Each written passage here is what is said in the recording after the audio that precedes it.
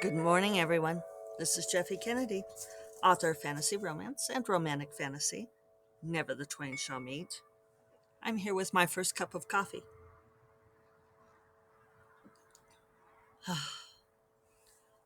That's just so good. One of my favorite parts. Actually, I don't think it's my favorite part of the day. I like getting into bed at night is my favorite part of the day. I am a hedonist. What can I say? Today is Monday, November 8th. I'll talk to you guys a little bit about competition today. Um, oh, look, I've got a little leaf on my sweater. Look at the pretty rose blooming behind me still.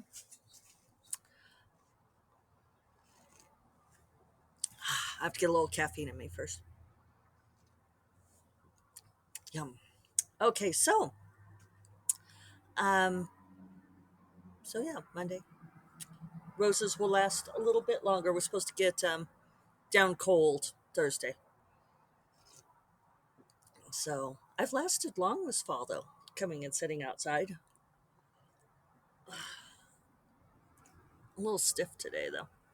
Really need to get back into doing yoga. I've really fallen off of the yoga wagon, and I don't know if it works that way. That particular metaphor. Um, but I just don't like doing it on Zoom. And so then I keep coming up with different alternatives. And my favorite yoga teacher isn't teaching in person yet. And I don't know if she's going to. I may have to find someone else. But one of the weird things about yoga, people, is a whole lot of the yoga classes are like mid morning, mid morning, or like early afternoon, which kind of boggles me because it's like, do they figure that yoga is only for people who don't have jobs otherwise? I don't get it. And it's weirdly consistent. And admittedly, I live in a town that is, Santa Fe is more of a retirement place than young people place. And my particular unincorporated community, I think the median age is like 55. But still, we're not all retired, are we? I don't know. I have to figure out something though. I really need to get that part of my life back on schedule. So I had a productive weekend. Um, it was both productive and relaxing. I'm getting good at this relaxing more thing. It's really funny for me to have weekends where I didn't have anything scheduled this weekend. And so I kind of did things according to my inclination, which makes me realize how rarely I do that. It's been a really long time since the weekend was like the time for me to play, which that's probably something wrong with that, alas. But yeah, we both just kind of hung out all weekend, and it was good. Saturday morning, I ended up sitting and listening to my audiobook narrators. So, for those of you interested, you may have heard me talk about this. I was talking about it on the Faro forum.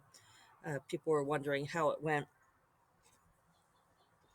Told Grace about it too. We had a long call on Saturday, our monthly meeting of the minds. And so that was good to talk with her. She is releasing her standalone, The Memory of Summer, that her novella that was in Under a Winter Sky. So we were just going back and forth a little bit this morning before I started the podcast because she needed um, my publisher permission for her to publish it on her own. Amazon had already spat it back. So so yeah, I ended up going with Find Away Voices to do the audiobook for Dark Wizard and filled out this form. And you guys, if you've listened to me any length of time, I hate filling out forms. My assistant, I think, cringes every time she has to give me a form that she can't fill out for me, which is like 90% of her job, filling out forms for me. I hate filling out forms. Did I mention? And there's just seems like there's more of them all the time. It's like the advent of the Google form. Everybody and their sisters like, oh well, we'll just have the authors fill out the Google form. It's like, fuck me, I don't want to. It puts all of the burden on us. It puts, and I realize it's easier for other people, which is, I guess, the point. But it's like, I don't. Anyway, that's not today's rant. Not today, Satan. So their system, their form was actually very easy, and I think that's part of the form thing she said. Going back to the rant is like when people decide that they're going to have someone fill out a form, they like ask for tons and tons of information, and they make it way too long. Um, I think because it's like, well, as long as we're having them fill out the form, no. Uh, okay, I'm really done now. So the find a way um, form was fine and asked me very relevant questions. It didn't take me long to fill out, and from that they gave me a list of 10 potential narrators, and I could listen. I could look, had all their information about them, like their awards and backgrounds and everything, and I could listen to different samples from them, reading with like different POVs and different genres, and so I did that last week. I listened to all 10. And if I hadn't liked any, I could have asked for another raft of 10. But I actually liked 9 of them. One of them I was pretty iffy on, but I thought I'd give him a try because he was cheap. It also gives their rate. So I thought, oh, well, we'll give Cheap Boy a try. Maybe he'll like come through uh, with an amazing audition, because that was the next step, is that I could then give them a 700-word scene from my book and have them read it and do an audition. So I asked 9 of them to audition, all the same clip, and one of them, well, 2 declined. 2 declined to audition, probably because they're busy. I mean, it's just find a way who like line them up for the job. But and one did not respond. Guess who it was? It was Cheap Boy. Go figure. I'm not saying I'm drawing conclusions, but I'm drawing conclusions. Uh, so then I got 6 auditions to listen to, and it was really interesting listening to them read my scene. In some ways, it really was like an extra effort to take off that editor brain, because there's nothing like hearing someone else read your work to make you want to change shit up. It was like, ugh. Actually, the scene I picked, I'd been over a bunch of times, so I know it wasn't going to be too bad. I am also rereading Dark Wizard right now because I've finished writing the novella for Fire of the Frost. Pretty much finished. It's I've got 23,500 words, aiming for 25,000, 26,000. I know I'm going to cut some stuff from the beginning. I've got more things to weave in, and then I wanted to wait to write the ending until I'm exactly sure of some of my details and timing. And I've still got a couple weeks, and so I'm taking my time with it, and I may start in on writing Gray Magic, book 3 in the series. But today, I know I'm bouncing around topic wise, and I haven't even talked about competition yet. Sorry. Um, Today, what I'm going to work on, because I've been rereading Dark Wizard and highlighting world building elements. So, you guys know I just don't keep a world Bible. And this world is complex enough that I think I'm going to make one. I think that's what I'm going to work on today. I'm going to keep reading Dark Wizard. I have to reread Bright Familiar, and I think I'm going to like put all of this stuff into an Excel workbook so that I can look up all of the magic rules and social rules and so forth. Look at me. Baby grows up. But I'm I have time right now. I have time entirely because I'm pushing Gray Magic release back a month. I'm sorry, but it's like either I can There's no way I could get it done in time for my December release date. So I'm just pushing it to January. I haven't decided what date yet, but it's just the way it's going to be. But it does give me more time to like get all of these puzzle pieces lined out. I have to like find all of the corners and all of the straight edges and everything so that I can then fill in the middle. How's that for an analogy? But I'm also, as I go through Dark Wizard, highlighting the occasional non-ideal word and sometimes word echoes, because I thought, well, if I'm giving the audiobook narrator a new manuscript to read from, I might as well fix these things now. I almost never do this, but this time I am. So so it was interesting listening to them read that same 700 word sample, and my first impression was different than listening to it like the third or fourth time. I kept narrowing it down, and I had them in my spreadsheet, like ranked by their cost, and then I kept moving the ranking around, deciding, like how much I liked them. And it came down to two gals.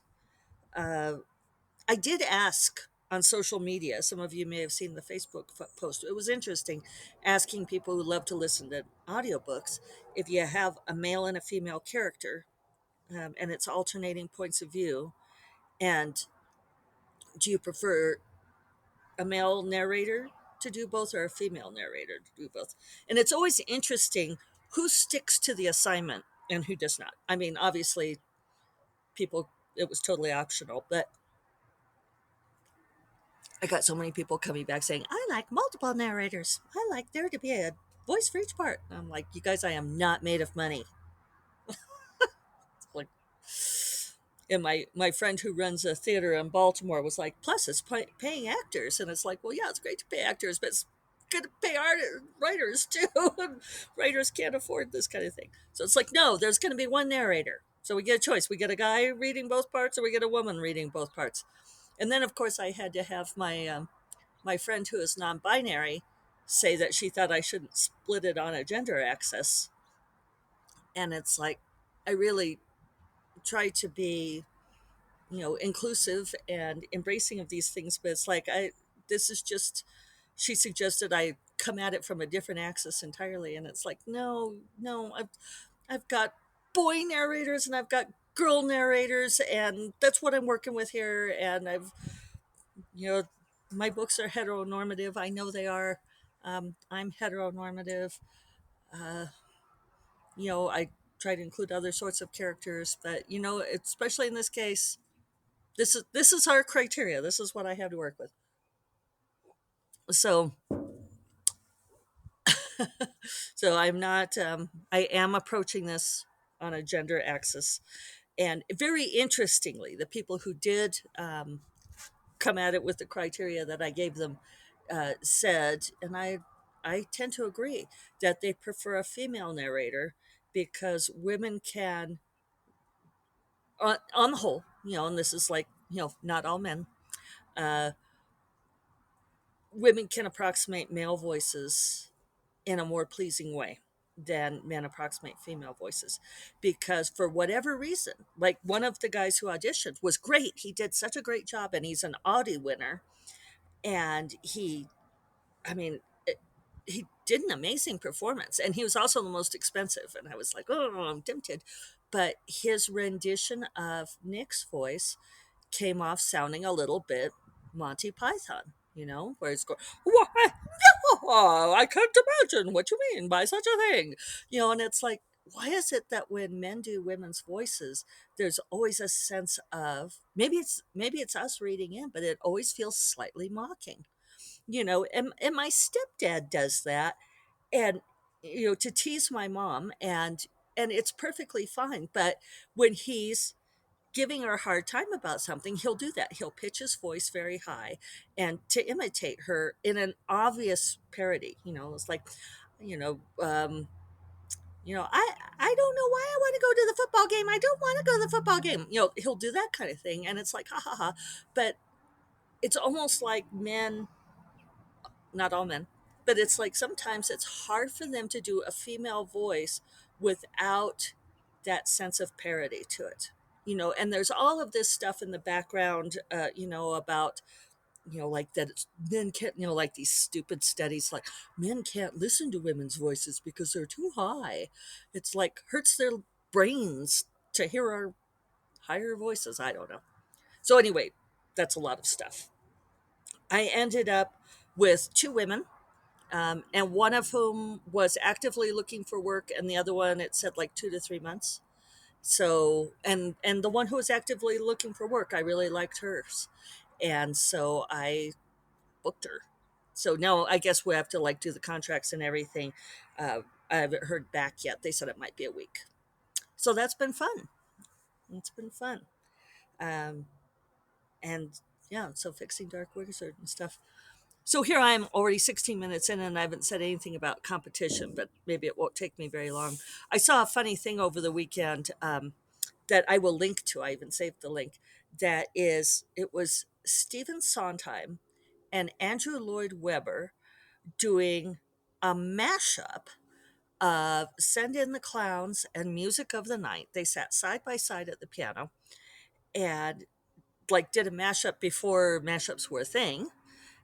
And they blend the songs blend together, and then they changed the words, and they were doing a roast of, I think, of a Broadway producer. I didn't quite catch who it was of, uh, but they were having a great time. And the comments around it, some of the description they were talking about, like, I always thought these two, had such an intense competition. It's amazing to see them sit down and actually clearly having a lot of fun together. They were doing a lot of back and forth. Like one of the lines they changed was, uh, Sondheim goes, "Isn't he rich?"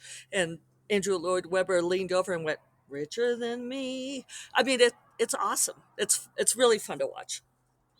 Um, but it was making me think about, like this whole thing of, oh, I thought that they were, so competitive and everything. And I talked about competition before. I may sneeze. Competition makes me sneeze.